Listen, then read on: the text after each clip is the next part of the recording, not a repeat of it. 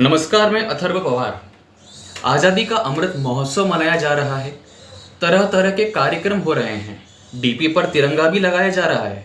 राष्ट्र का गौरव किस प्रकार ऊंचा कर सकते हैं, इसमें सतत प्रयास किए जा रहे हैं। पर एक तबका, एक वर्ग, एक विशेष समुदाय ऐसा है जो इन सब से खुश नहीं है। जगह जगह तिरंगा दिखने से उनका मन आहत हो रहा है। इसे वे भाजपावाद और भाजपा की साजिश कह रहे हैं। कुछ महान लोगों का ऐसा मानना है कि इससे धर्मनिरपेक्षता कम हो जाएगी, और कुछ ऐसे भी हैं जिन्हें अभी भी लग रहा है कि हर जगह तिरंगा लगाने से सिर्फ राजनीति चमकाई जा सकती है, देशभक्ति नहीं। लेकिन मेरा ऐसा मानना है कि यह राष्ट्रभाव दर्शाना अति आवश्यक है। इस विषय में कॉम्प्रोमाइज़ बिल्कुल भी नहीं करना चाहिए, क्योंकि स्वतंत्रता के पहले भी ऐसा ही कॉम्प्रोमाइज़ किया गया था, जिसका परिणाम शून्य निकला।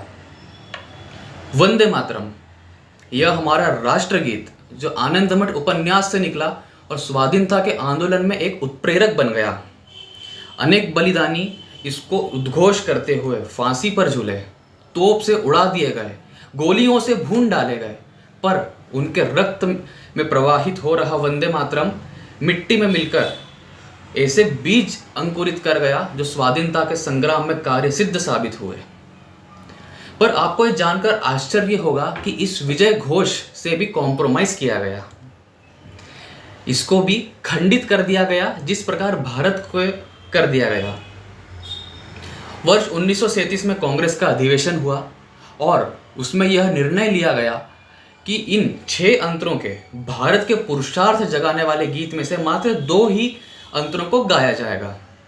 इसका कारण था कि वंदे मातरम के गाने से मजहबी प्राणियों की भावनाएं आहत होती है, उनकी भावनाओं को ठेस पहुंचती है। इसके कारण इसके भी टुकड़े टुकड़े कर दिए गए, जैसे देश के किए थे।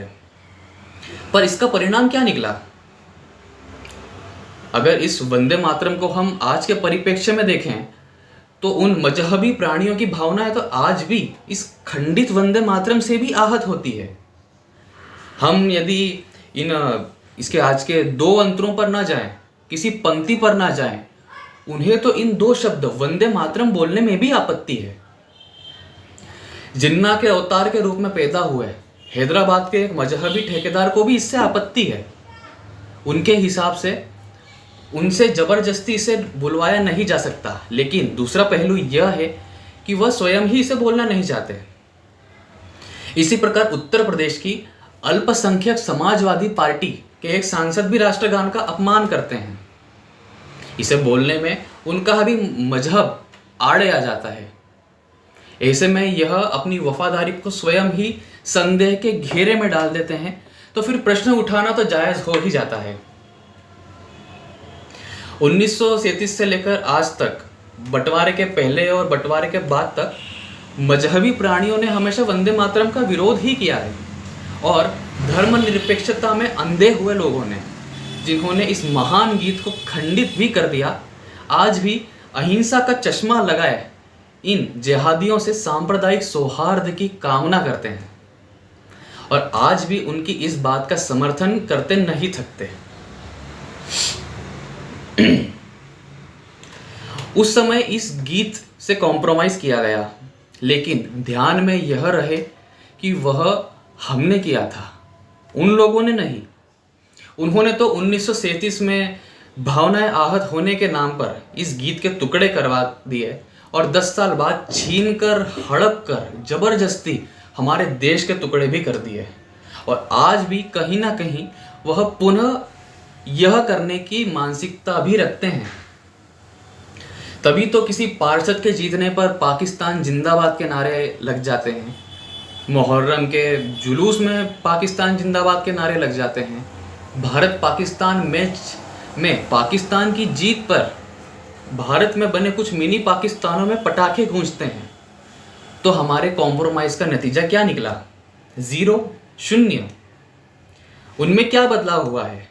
उनकी मानसिकता में क्या बदलाव हुआ है? अगर यह दोनों परिप्रेक्ष्यों में देखें तो वह भी 0 ही है। इसलिए अब समय है कि हमारे राष्ट्र प्रतीकों को लेकर, हमारी राष्ट्रभक्ति को लेकर हमको जन जागरण करना है, एक नई राष्ट्र चेतना का निर्माण करना है, ताकि जैसे कुछ जिद्दी मूर्खों के कारण देश का विभाजन हो गया था वैसा अब न हो।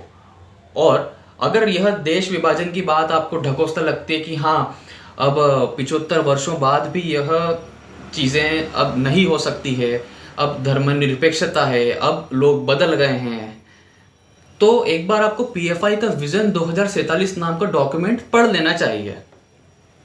यदि अब भी आप अपने दिमाग के नीचे अलतकिया लगाकर सोएंगे तो जब जागेंगे तो बहुत देर हो चुकी होगी। बस इतना ही। धन्यवाद।